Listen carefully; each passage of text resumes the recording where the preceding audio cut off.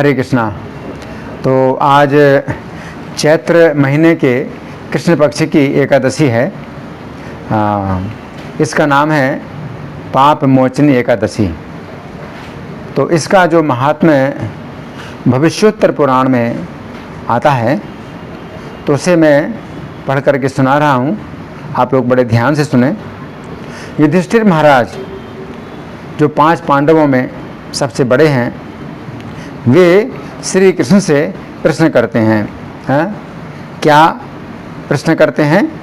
युधिष्ठिर कहते हैं कि हे श्री कृष्ण, आपने मुझे फाल्गुन के शुक्ल पक्ष की आमल की एकादशी का महात्म्य सुनाया। अब इसके आगे की जो एकादशी है, यानी चैत्र महीने के कृष्ण पक्ष की एकादशी है, इसका नाम क्या है ये आप मुझे बताएं। फाल्गुनस्य सिते पक्षे त्रुतासामल किमयां चैत्रस्य कृष्ण पक्षे तो किम नाम एकादशी भवेत्। श्री कृष्ण बोले, हे महाराज युधिष्ठिर, अनजान में हुए पाप का नाश करने वाली ये एकादशी है, जिसे चक्रवर्ती मानधाता राजा के पूछने से लोमस ऋषि ने इसका महात्म्य बतलाया है और वो मैं तुमसे कहता हूँ। शृणु राजेंद्र वक्ष्यामि पाप मोचन का व्रतम यल्लोमसो ब्रवीत पृष्ठो मानधात्रा चक्रवर्तिना। तो अब भगवान श्री कृष्ण युधिष्ठिर महाराज से मानधाता और लोमस मुनि के बीच में जो संवाद हुआ वो बता रहे हैं। तो श्री कृष्ण बताते हैं कि मानधाता ने लोमस मुनि से प्रश्न किया। मानधाता ने लोमस ऋषि से प्रश्न किया। क्या प्रश्न किया कि हे मुनीश्वर, लोगों की हित कामना से चैत्र कृष्ण पक्ष में जो एकादशी होती है उसका क्या नाम है, इसे मैं सुनना चाहता हूँ।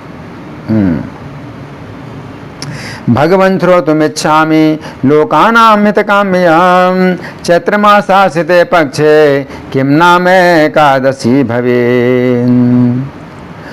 इस एकादशी की विधि क्या है, इसका फल क्या है, सो आप प्रसन्नता पूर्वक मुझे बताइए। युधिष्ठिर महाराज लोमस मुनि से कहते हैं कि आप प्रसन्नता पूर्वक मुझे बताइए कि इस एकादशी की क्या विधि है, इसका क्या फल है। को विधि किम फलम तस्या कथयस्व प्रसादेतः। तो लोमस मुनि अब युधिष्ठिर महाराज से कहते हैं, नहीं क्षमा करने, लोमस मुनि राजा मानधाता से कहते हैं, हे राजन, कामना को देने वाली, सिद्धि को देने वाली, कल्याण को देने वाली, पापों का नाश करने वाली और धर्म देने वाली जो विचित्र कथा है उसे मैं तुमसे कहता हूँ। श्रूयताम राजसारदूल कामदा सिद्धिदा तथा कथा विचित्रा सुविधा पापहा धर्मदायिनी। तो देखिए लोमस मुनि ने इस कथा के कितने गुण बतलाए हैं। पहला गुण क्या है, कामदा, यानी जो काम यानी अपनी कामना पूर्ण करे। फिर दूसरी विशेषता क्या है, सिद्धिदा, ये सिद्धि देने वाली है। तीसरी विशेषता क्या है, शुभदा, कल्याण को देने वाली है। चौथी विशेषता क्या है, पापहा, पापों का नाश करने वाली है। और पांचवी विशेषता क्या है, धर्मदायिनी, धर्म प्रदान करने वाली है। और छठवीं विशेषता ये समझो कि कथा विचित्रा, ये बड़ी विचित्र कथा है ना। तो इसको हमें अवश्य सुनना चाहिए क्योंकि ये बड़ी सुंदर और बड़ी विशेष कथा है। तो अब कथा सुना रहे हैं लोमस मुनि कि पहले बसंत ऋतु के आने से पुष्प जब खिले हुए थे, ऐसे चैत्ररथ नामक कुबेर के वन में अप्सराओं के समूह विहार कर रहे थे। पुरा चैत्र रथोद्देश यप्सरो गण सेविते वसंत समये प्राप्ते पुष्पैराकुलिते वने। गंधर्व कन्याएं किन्नरों के साथ विहार करती थीं और इंद्र आदि देवता उसमें क्रीड़ा करते थे। गंधर्व कन्या तत्र रमन्ते सा किन्नरे भाग्य शासन मुख्याश्च क्रीडन्ते च देवोकसः। उस चैत्र रथ वन से सुंदर कोई वन नहीं है। उसमें बहुत से मुनीश्वर तपस्या कर रहे थे। ना परम सुंदरम किंचन वना चैत्र रथाद्वनम तस्मिन् वने तु मुनियास तपन्ते बहुलम तपः। और देवताओं सहित इंद्र चैत्र वैशाख में वहाँ विहार करते थे। तो ये समझना चाहिए कि चैत्र और वैशाख ये 2 महीने वसंत ऋतु के होते हैं। तो चैत्र वन तो वैसे ही सुंदर है, और फिर वसंत ऋतु में कितना सुंदर होगा। तो इन 2 महीनों में जो बसंत ऋतु के 2 महीने होते हैं, इनमें जो है देवताओं से इंद्र विहार करते थे। मेधावी नाम के एक मुनि वहाँ रहते थे। सह देवस्तु मघवा रमन्ते मधुमाधवे एको मुनिवरस तत्र मेधावी नाम नामतः। अप्सराएं उन मुनिवर को मोहित करने का उपाय करने लगीं। उनमें मंजू घोषा नाम से विख्यात अप्सरा उन मुनि का अभिप्राय जानने की इच्छा करने लगी। अप्सरास्तम मुनिवरम मोहनायोपचक्र में मंजू घोषेति विख्याता भावम तस्य विचिन्वती। मुनि के भय से आश्रम से कुछ दूर ठहरकर मीठे स्वर से गाकर वीणा बजाने लगी। क्रोध मात्रम में स्थिता तस्य भयादाश्रम सन्निधौ गायन्ति मधुरम साधु पीडयन्ति विपंचिका।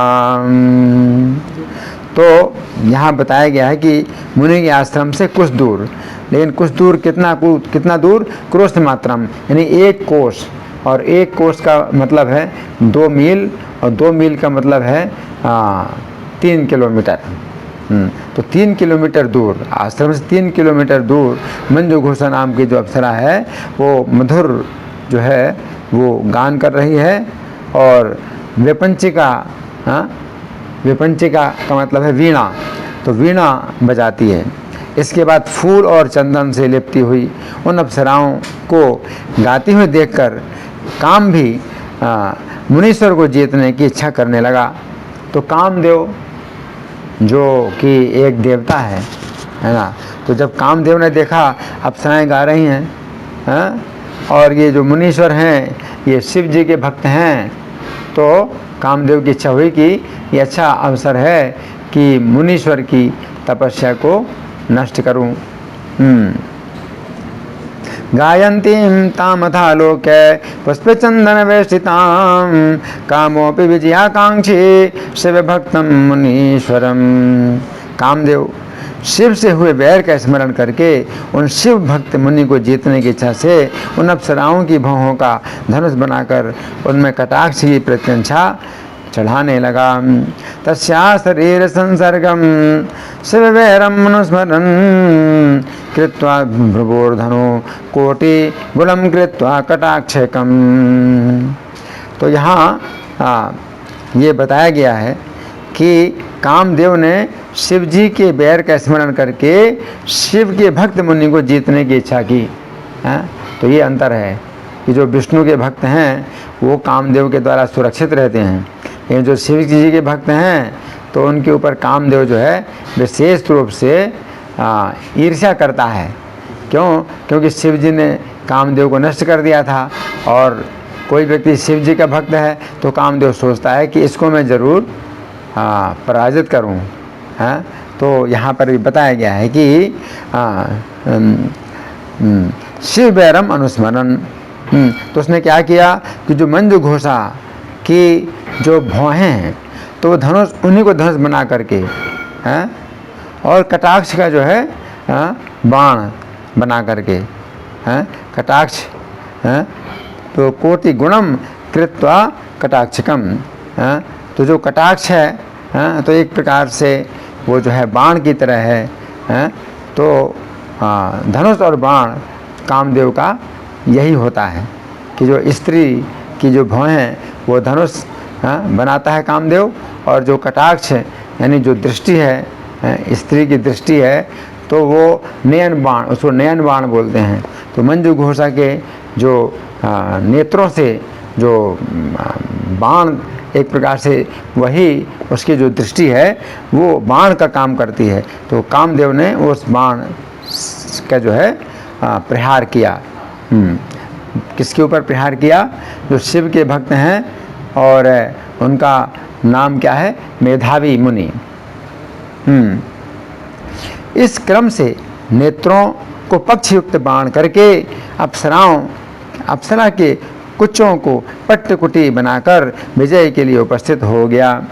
मार्गणो नयने कृत्वा पक्षयुक्तो यथाक्रमं कुचो कृत्वा पट्टकुटी विजयायोपसंस्थितः। वहाँ मंजू घोषा ही कामदेव की सेना की सेनापति बनी है और मेधावी मुनि को देखकर वह अप्सरा भी काम के द्वारा पीड़ित हो उठी। मंजू घोषा भवत् तत्र कामस्य विवरोधिनी मेधाविनं मुनिं दृष्ट्वा सापि कामेन पीडिता। जवानी से भरी उसकी देह थी, ऐसे वह मेधावी मुनि अत्यंत शोभित होने लगे। सफ़ेद जनेऊ पहने हुए दूसरे काम के समान दिखाई देने लगे। मेधावी मुनि च्यवन मुनि के सुंदर आश्रम में स्थित थे। तो च्यवन मुनि के पुत्र हैं मेधावी मुनि, तो अपने पिता के आश्रम में ही वो रहते हैं। यौवनोद्भिन्न देहो सौ मेधाव्यति विराजते शतोपवीत संवीतो दंडी स्मर एवापरः। मंजू घोषा उन मुनि श्रेष्ठ को देखकर वहाँ ठहर गई।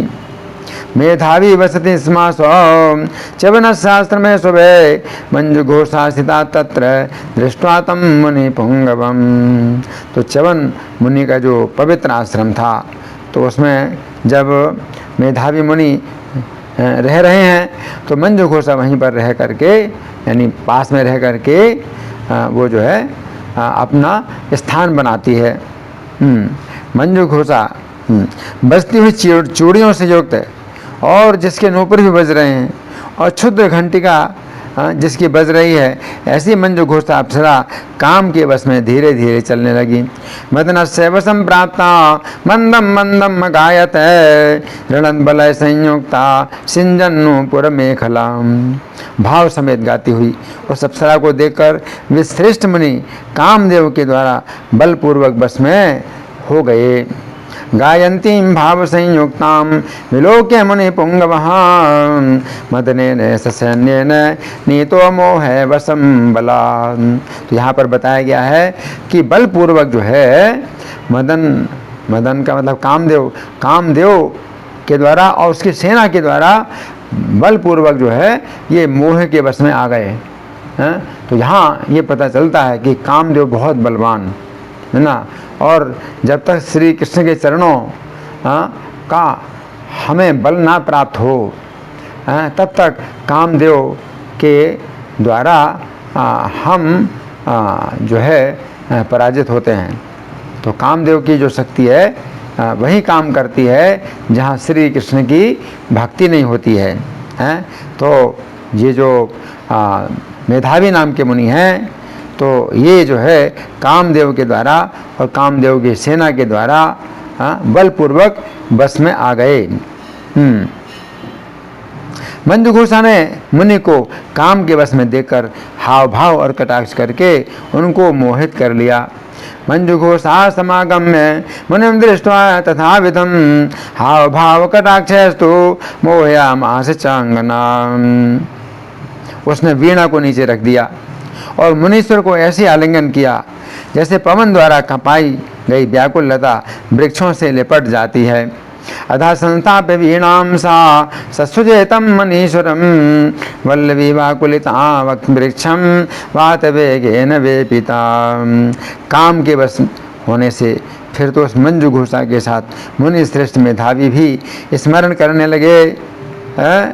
उस वन प्रदेश में उसकी उत्तम देह को देखकर सोपिरे में तया सार्धम मेधावी मुनि पुंगवः तस्मिन्नेव वनोद्देशे दृष्ट्वा तन्देहमुत्तमम्। तो यहाँ पर ये समझना है कि काम के बस में जब कोई व्यक्ति आ जाता है तो ये जो काम शत्रु है, तो ये क्या करता है, ज्ञान को ढक देता है और ये शरीर जो कि बहुत अपवित्र है और इसमें अपवित्र वस्तुएं भरी हुई हैं, तो वही यही शरीर जो है बड़ा पवित्र दिखाई देने लगता है और बहुत सुंदर दिखाई देने लगता है। और उसके जो दोष हैं, ये शरीर जो अनित्य है, नश्वर है, तो ये जो दोष हैं वो सब जो है ढक जाते हैं। तो काम जो है ज्ञान को ढक देता है। तो यहाँ पर जो मेधावी मुनि है तो वे भी जो है उसके देह को उत्तम देख करके उत्तम देख रहे हैं, और उसके साथ रमण करने लगे। शिव तत्व जाता रहा, वे दोनों ही विहार करते हुए दिन रात को भूल गए। शिव तत्वं गतं तस्य काम तत्व वशं गतः, न निशां न दिनं सोऽपि रमन् जानाति कामुकः। तो जो कामुक अब क्या हो गए, मेधावी तपस्वी नहीं रहे, क्या हो गए, कामुक हो गए हैं। और शिव तत्व उनका जो है चला गया और काम तत्व के वश में आ गए। तो ये जो है मतलब समझने वाली बात है, कि जो शिव तत्व हैं, तो शिव तत्व जो है बहुत शक्तिशाली हैं, जो कि काम तत्व को भस्म करने वाला है। लेकिन वो शिव तत्व चला गया और काम तत्व के वशीभूत ये हो गए हैं। और अब इस प्रकार से उनका ज्ञान ढक गया कि ना रात्रि का पता चला, ना दिन का पता चला। मुनि के आचार को लोप करने वाला बहुत काल व्यतीत हो गया और मंजू घोषा स्वर्गलोक में जाने को उद्यत हुई। तो ये जो वन था, चैत्रस वन था, कुबेर का है, और स्वर्गलोक में अब मंजू घोषा चाहती है स्वर्गलोक जाना। तो अब जो है वो चाहती है कि अब मैं मुनि को छोड़ करके स्वर्गलोक चली जाऊं। बहुलश्चागतः कालो मुनेराचार्य लोपकहं, मंजू घोषा देवलोकम गमनायोपचक्रमे।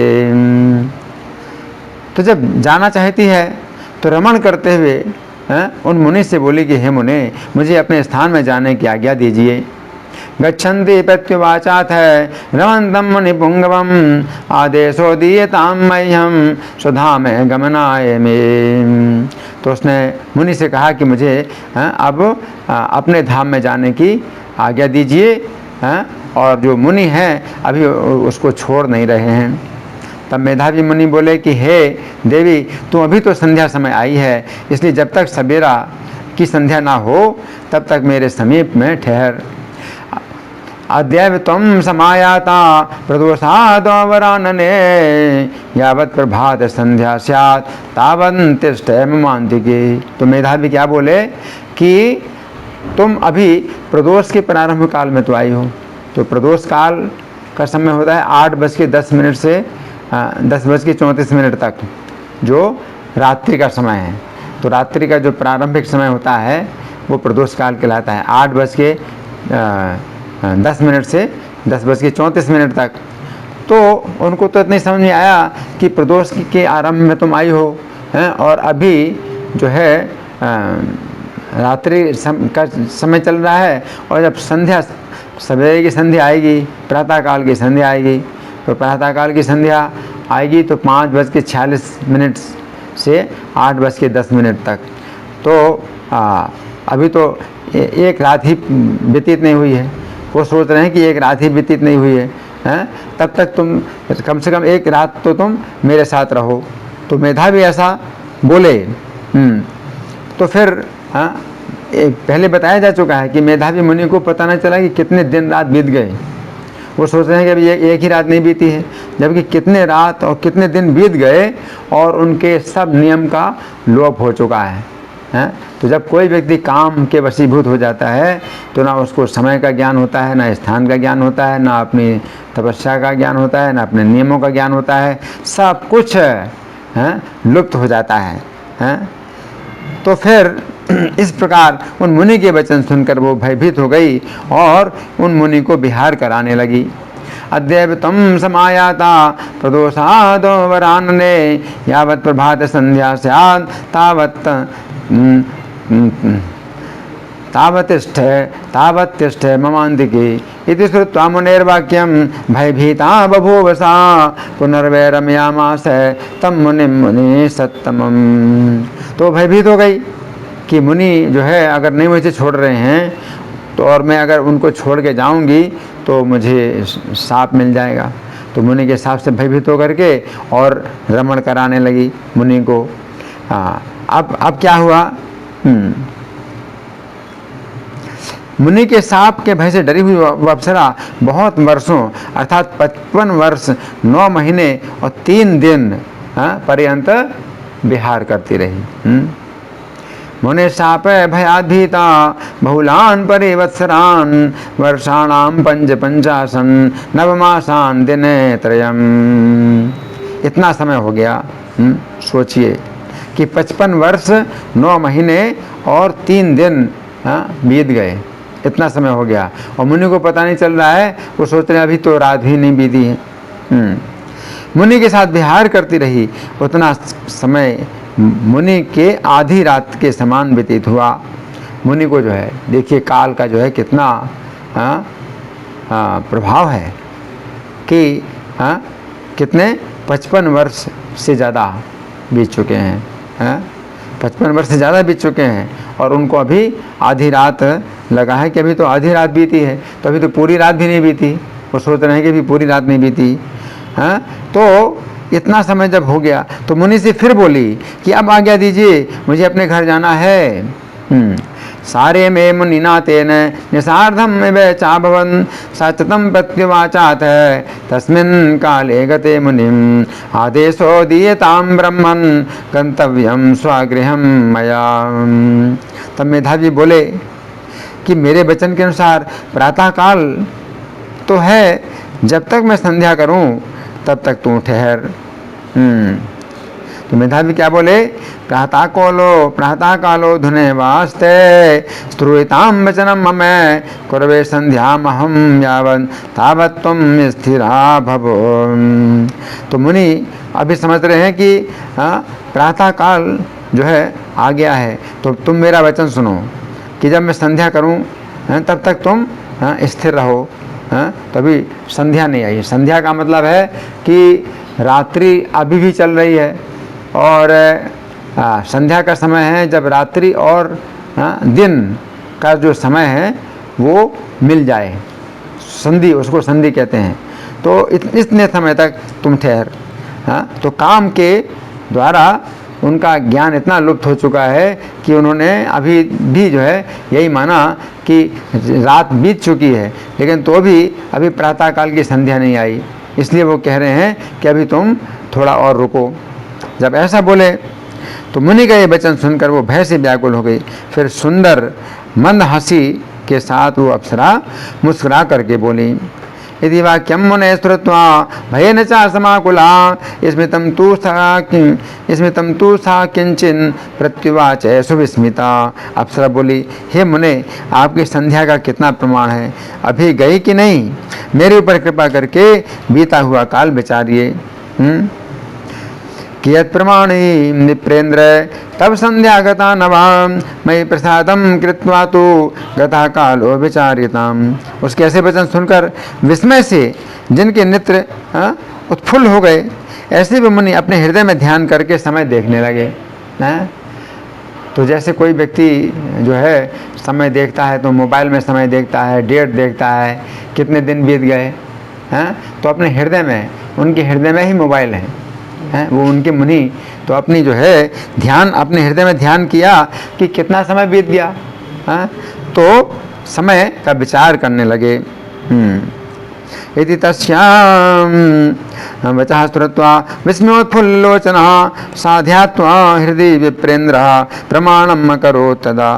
इसके साथ मेरे 57 वर्ष व्यतीत हो चुके हैं।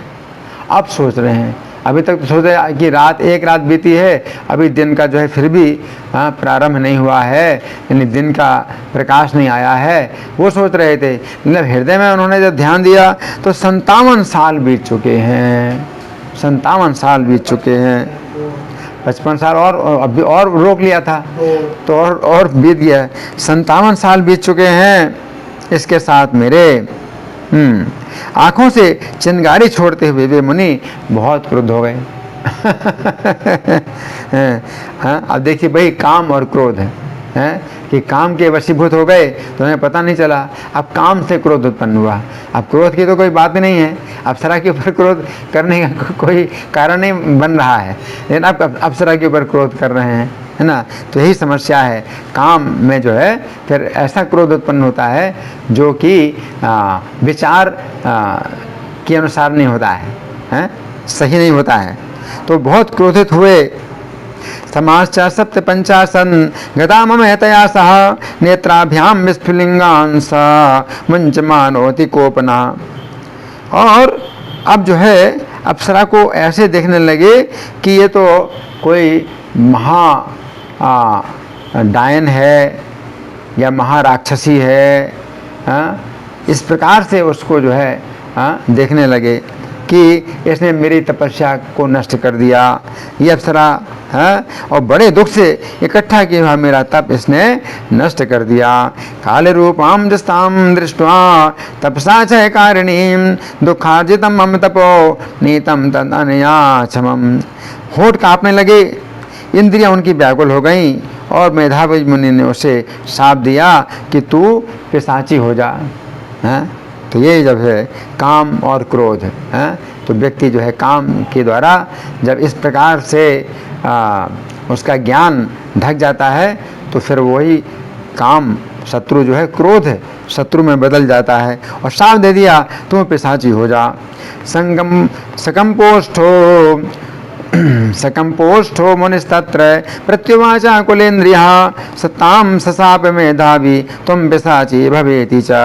अरे पापनी, अरे दुराचारणी, तुझे धिक्कार है। अरे उल्टा पाप करने वाली, तुझे धिक्कार है। उनके साप से दग्ध हुई वह विनय से नम्र होकर के खड़ी हो गई। अब वो पहले से ही डर रही थी, और उसको जो डर था वही हुआ कि मुनीश्वर ने उसको जो है बहुत निंदा करके, बहुत क्रोध करके और पिशाची होने का शाप दे दिया।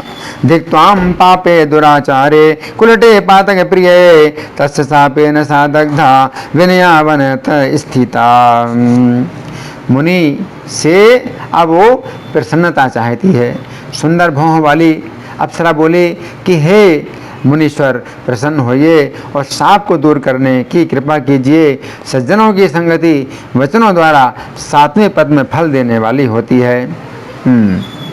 वाच वचनम शुभ्रु प्रसादम वांछतो मुनिम प्रसादम कुरु विप्रेन्द्र सापस्यानुग्रहम कुरु सताम संगो ही फलति वचो भी 7वें पदे। तो उसने क्या कहा कि जो सत्पुरुषों का जो संग है, तो 7 कदम भी अगर सत्पुरुषों के साथ बात की जाती है, चलते चलते कोई साधु मिल जाए और 7 कदम तक अगर हमने उससे बात कर ली है तो उससे भी फल प्राप्त होता है साधु संग का। तो मैंने तो साधु संग किया है, अप्सरा कह रही मैंने तो साधु संग किया है ना। तो जो भी हो, आपका तपस्या, आपकी तपस्या जो नष्ट हुई, लेकिन मुझे तो उसका शुभ फल मिलना चाहिए क्योंकि मैंने आपकी संगति की है, और आपकी संगति कितने समय तक की है? 57 वर्षों तक की है। तो 7 कदम चलने पर भी साधु की संगति का फल मिलता है, तो मुझे भी वो फल प्राप्त होना चाहिए। हे मुनीश्वर, आपके साथ तो मेरे बहुत से वर्ष बीते हैं, इसलिए हे स्वामी मुझ पर प्रसन्न होइए। तो या सह मम ब्रह्मन् गतासु बहवा समा एतस्मात् कारणात् स्वामिन् प्रसादम कुरु सुव्रत। तो ये जो है, ये जो अप्सरा मंजुघोषा अप्सरा है, उसका ज्ञान जो है इतना निर्मल, उसने अपनी वचनों से मुनि को प्रसन्न कर लिया। जो मुनि क्रोध के वशीभूत हो गए थे, तो उनके क्रोध को दूर करने के लिए अप्सरा ने ऐसे जो है कोमल वचन कहे और इतने सार गर्भित वचन कहे कि मुनि का जो है क्रोध दूर हो गया। तो फिर क्या हुआ?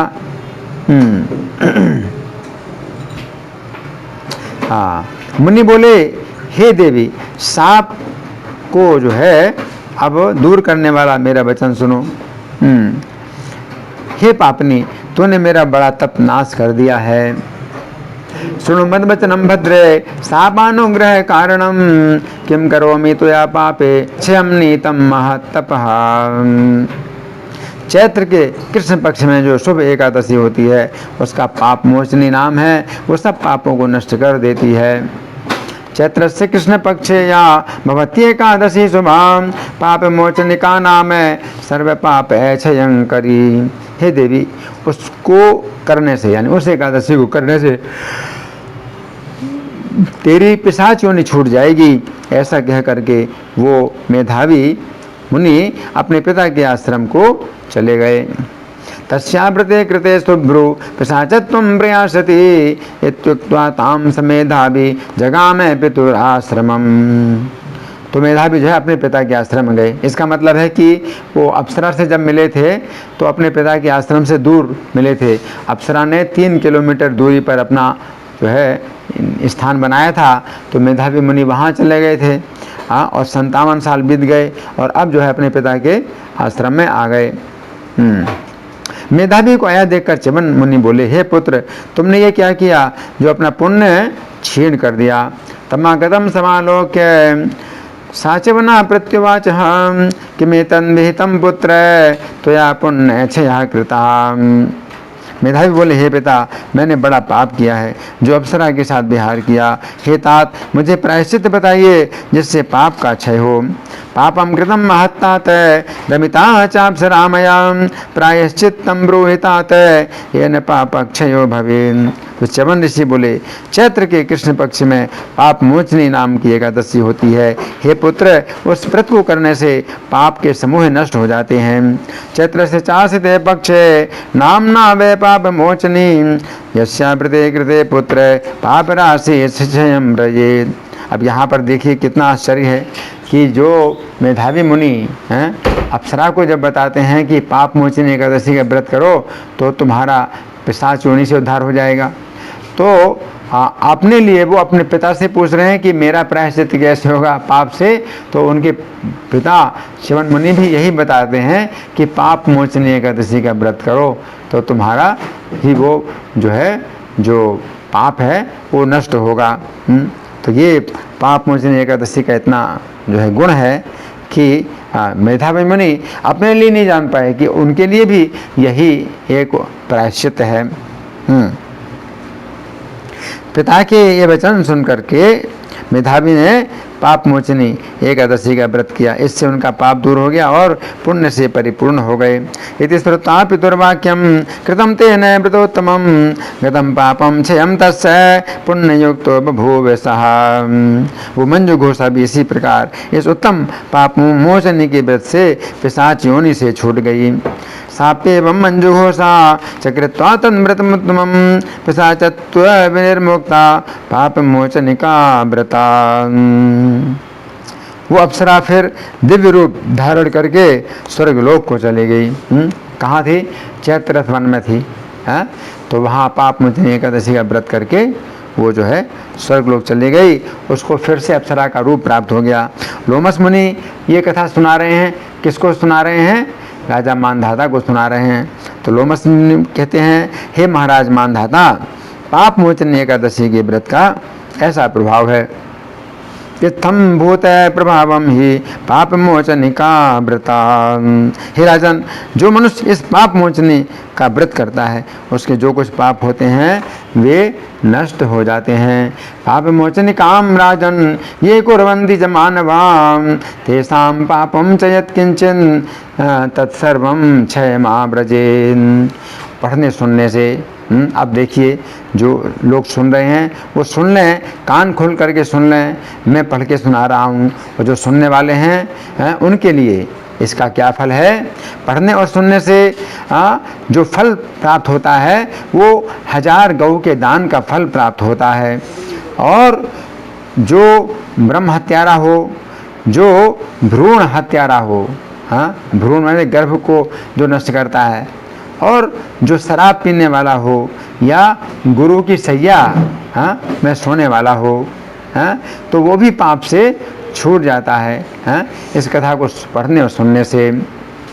पठनात् श्रवणात् राजन गोशास्त्र फल प्रदान ब्रह्मा भ्रूणहाश्चैव सुरापि गुरु तल्पेगः। तो इस व्रत को करने से वे सभी पापों से छूट जाते हैं और ये उत्तम व्रत करने से बहुत सा पुण्य प्राप्त करते हैं। व्रतस्य चास्य करणात् पाप मुक्ता भवन्ति ते बहु पुण्य प्रदम ये तन करणात् व्रतमुत्तमम्। तो इस प्रकार से हमने सुना कि ये जो एकादशी है पाप मोचनी एकादशी, इसका नाम इसी कारण से पड़ा है कि ये जो है बड़े बड़े पापों को समाप्त कर देती है, तो ये इसलिए पाप मोचनी एकादशी कहलाती है। इति श्री भविष्योत्तर पुराणे चैत्र कृष्ण पाप मोचनी का नाम एकादशी महात्म्यम समाप्तम। तो भविष्योत्तर पुराण में जो वर्णित है चैत्र कृष्ण पक्ष की एकादशी पाप मोचनी नाम की एकादशी का महात्म्य समाप्त हुआ। धन्यवाद। हरे कृष्णा।